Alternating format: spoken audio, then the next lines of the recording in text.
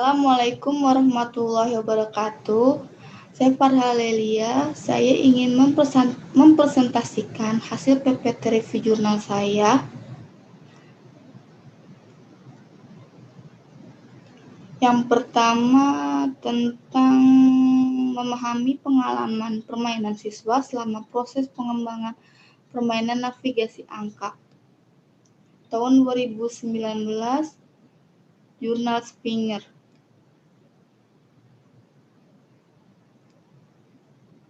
Teori pentingnya itu studi ini menganalisis pengalaman bermain game siswa yang memainkan 4 versi berbeda dari Number Navigation Game atau NGG di lingkungan sekolah selama 3 tahun untuk memahami bagaimana pengalaman bermain game siswa bervariasi di antara versi game tersebut. Studi ini sebelumnya dengan NGG menunjukkan bahwa keterampilan matematika siswa meningkat setelah mereka memainkan NGG menurut Brzezowski et al. Tahun 2015. Tujuan penelitian ini yaitu untuk menyajikan deskripsi komprehensif dan proses pengembangan dan untuk memahami pengalaman bermain siswa yang memainkan permainan dari NGG. Metode yang digunakan yaitu desain metode campuran penelitian kuantitatif dan kualitatif. Subjek penelitian yang digunakan yaitu 1.168 siswa dari 61 kelas 4 sampai 6 kelas. Teknik pengumpulan data kuantitatif, data yang dikumpulkan dari 3 eksperimen menggunakan GEQ.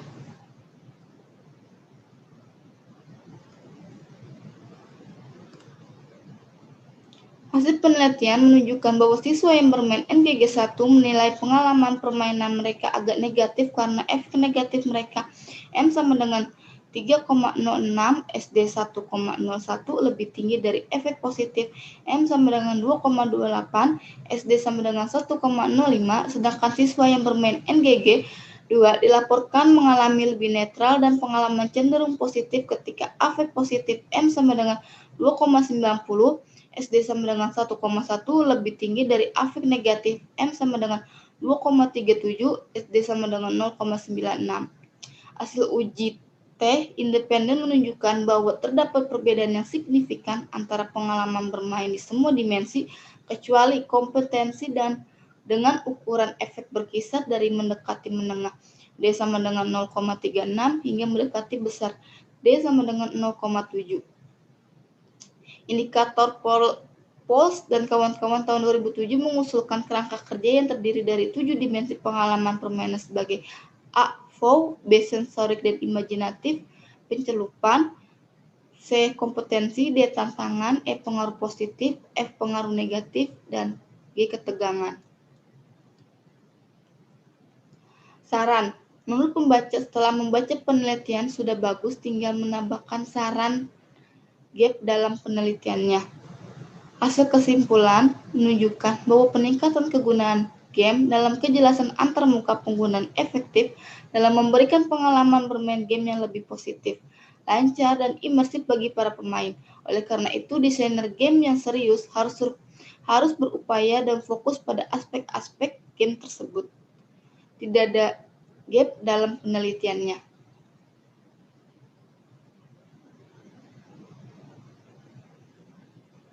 Jurnal yang kedua yaitu tentang keefektifan permainan matematika, dampak pengintegrasian klarifikasi konseptual sebagai dukungan. Tahun 2016, Jurnal Elsevier.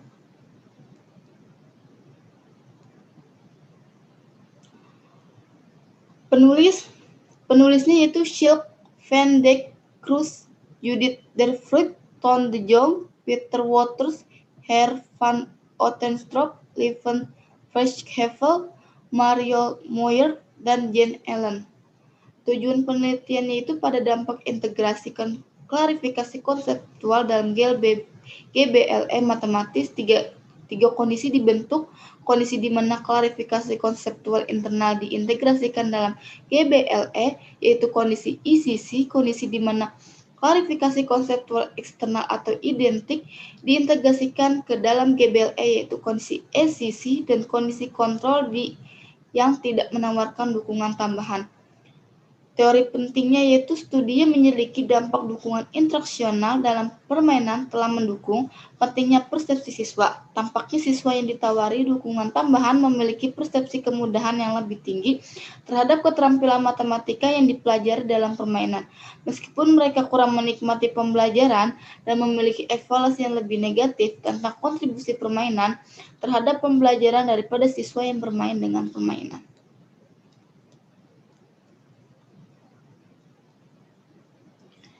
Metodenya menggunakan desain subjek acak kluster prapaskah. Subjek penelitiannya yaitu 108 siswa FSE di Flanders, Belgia. Teknik pengumpulan datanya yaitu tes dan wawancara. Hasil penelitian ini menunjukkan bahwa GBLE merupakan sarana pembelajaran bagi semua siswa, namun siswa dengan keterampilan dasar aritmatika tetapi tanpa atau dengan keterampilan penalaran profesional rendah paling diuntungkan dari bermain dengan GBLE. Oleh karena itu, siswa dengan tingkat kemampuan matematika yang berbeda dipengaruhi secara berbeda dalam bermain game.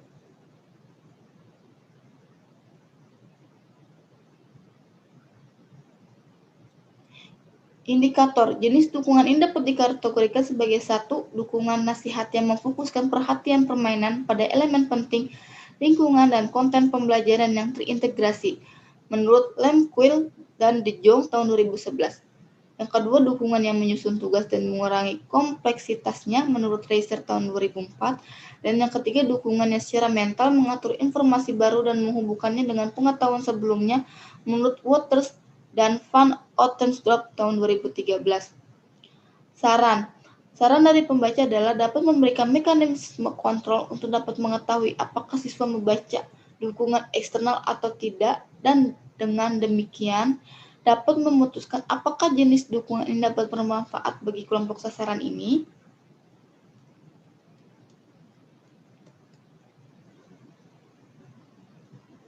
Berdasarkan hasil kesimpulan, penelitian ini menunjukkan bahwa siswa FSE mendapat manfaat dari bermain dengan GBLE untuk meningkatkan keterampilan penalaran proporsional mereka, menambahkan klarifikasi konseptual sebagai dukungan instruksional dalam GBLE yang terintegrasi secara intrinsik tidak disarankan. Untuk penelitian selanjutnya, dapat memberikan mekanisme kontrol untuk dapat mengetahui apakah siswa membaca dukungan eksternal atau tidak. Dengan demikian, dapat memutuskan apakah jenis dukungan ini bermanfaat bagi kelompok sasaran ini. Jurnal yang ketiga yaitu tentang pemodelan siswa prediktif dalam lingkungan pembelajaran berbasis game dengan representasi penyematan kata dari refleksi. Tahun 2021, Jurnal Springer. Penulisnya Michael Gadden, Andrew Emerson, dan Charpenter, Jonathan Rowe, Roger Azevedo, dan James Lester. Teori pentingnya yaitu pembelajaran berbasis permainan memiliki potensi yang cukup besar untuk keterlibatan pembelajaran dan motivasi siswa. Menurut De Vries tahun 2018, Plus dan kawan-kawan tahun 2020, Kian dan Clark tahun 2016. Karena lingkungan belajar berbasis permainan dapat menciptakan pengalaman belajar yang efektif dan menarik. Lingkungan tersebut telah menunjukkan keberhasilan dalam berbagai materi. Brzezinski dan kawan-kawan tahun 2019, Bresser dan kawan-kawan tahun 2016, Sassou dan kawan-kawan tahun 2019. Tujuan dari penelitian ini adalah lingkungan belajar berbasis permainan dirancang untuk memberikan pengalaman belajar yang efektif dan menarik bagi siswa.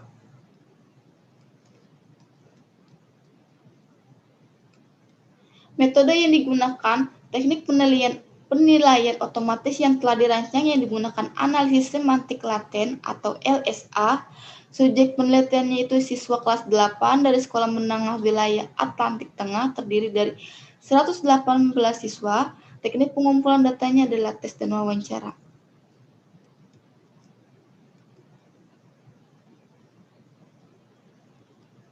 Hasil dari penelitian tersebut adalah semua model dibangun dengan Python menggunakan keras dan scikit-learn atau menurut Pedro Gossa et al. Tahun 2011. Pelatihan dan evaluasi dilakukan dengan menggunakan validasi sidang 10 kali lipat pada tingkat siswa. Variabel hasil adalah indikator biner yang berasal dari perpecahan median dari skor post-test atau kinerja rendah atau tinggi. Indikator dalam penelitian adalah untuk menyelidiki keakuratan model prediksi awal yang memanfaatkan fitur yang diekstrak dari data jejak siswa yang dikombinasikan dengan representasi berbasis embedding kata yaitu Gauss Elmo dari respon refleksi siswa.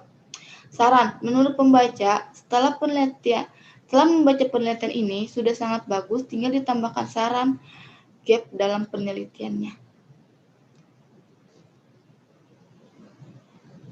Berdasarkan hasil kesimpulan, hasil penelitian ini menunjukkan lingkungan belajar berbasis permainan menunjukkan janji yang signifikan dengan memberikan pengalaman belajar adaptif kepada siswa secara individu.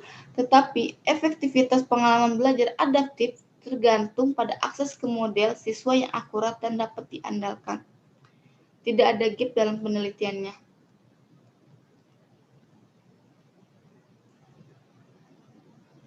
Jurnal yang keempat yaitu mengevaluasi efektivitas bilangan rasional berbasis permainan pelatihan metrik dalam game sebagai indikator pembelajaran. Tahun 2018, Jurnal Elsevier. Penulis Christian Killa, Corbinian Molleb, Manuel Ninaus. Teori pentingnya yaitu Delphine tahun 2011 berpendapat bahwa permainan digital yang dirancang dengan baik dapat mendukung pengembangan numerik dan kemampuan matematika.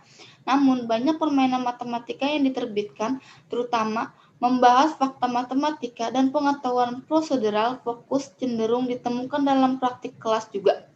Pengetahuan prosedural mengacu pada urutan tindakan yang dapat dilakukan untuk memecahkan masalah numerik atau matematika tertentu, menurut Riddle, Johnson, dan Ali Bali tahun 1999.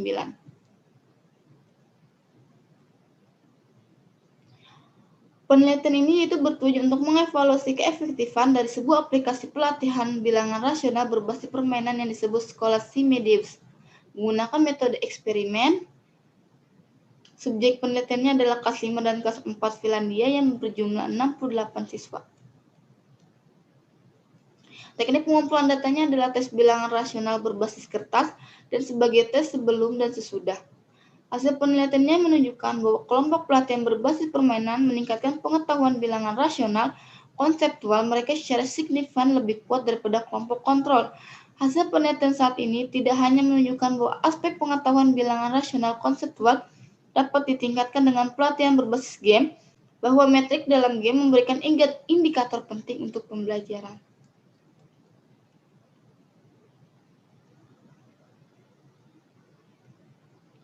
Indikatornya yaitu pengetahuan konseptual mengacu pada kombinasi sifat umum bilangan rasional seperti pemahaman.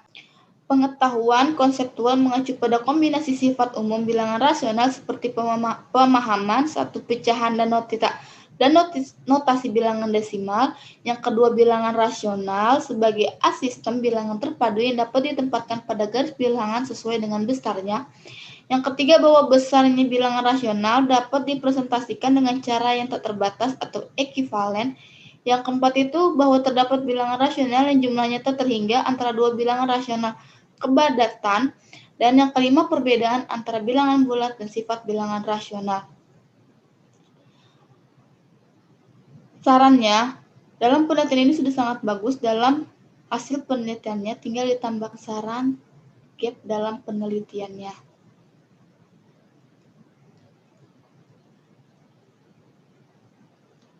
Berdasarkan hasil kesimpulan dengan jelas menunjukkan kegunaan dan keefektifan pendekatan berbasis permainan kami untuk melatih dan meningkatkan aspek pengetahuan bilangan rasional konseptual siswa.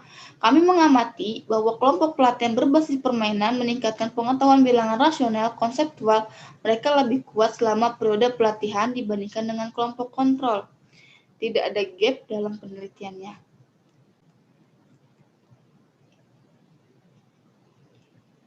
Yang terakhir yaitu jurnal yang kelima yaitu tentang pelatihan metrik dalam game sebagai indikator pembelajaran. Tahun 2020, Jurnal Springer.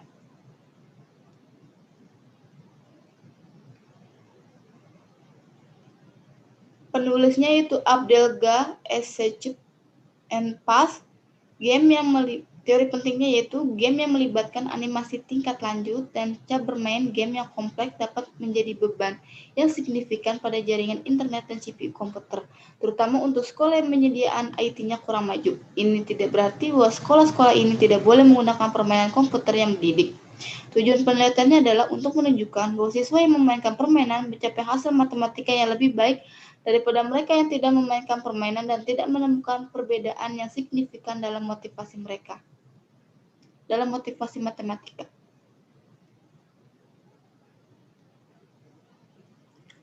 Menggunakan metode desain kuasi eksperimental, subjek penelitiannya itu 27 peserta dari kelas 5 dan 6 sekolah dasar. Teknik pengumpulan datanya yang digunakan dalam penelitian adalah tes matematika dan angket yang berupa skala Likert.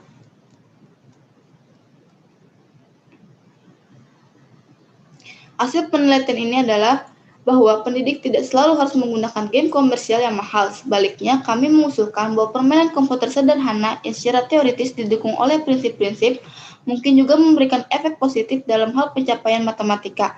Penelitian masa depan yang menggunakan permainan sederhana yang dibuat khusus dalam domain pembelajaran lain, misalnya keaksaraan, dapat menguji apakah ini mungkin memiliki efek serupa pada prestasi belajar. Indikator dalam penelitian ini adalah untuk menyelidiki efek permainan komputer pada prestasi dan motivasi dalam menjalankan percobaan dengan siswa kelas 5 dan 6 sekolah dasar.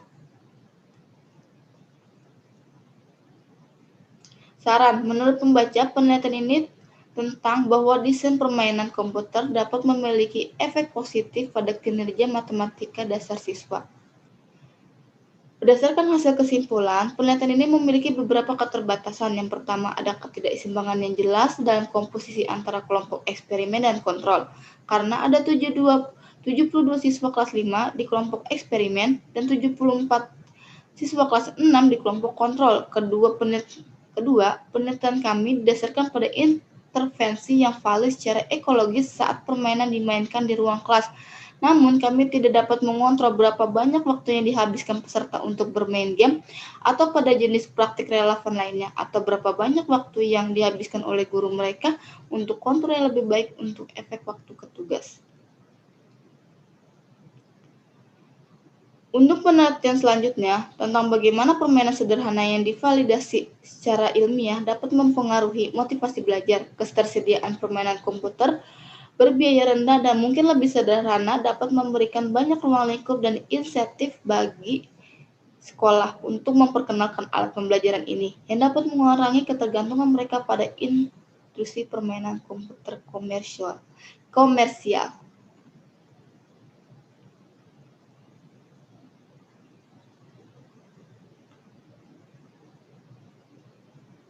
Terima kasih. Sekian presentasi review jurnal internasional saya. Kurang lebihnya mohon maaf. Wassalamualaikum warahmatullahi wabarakatuh.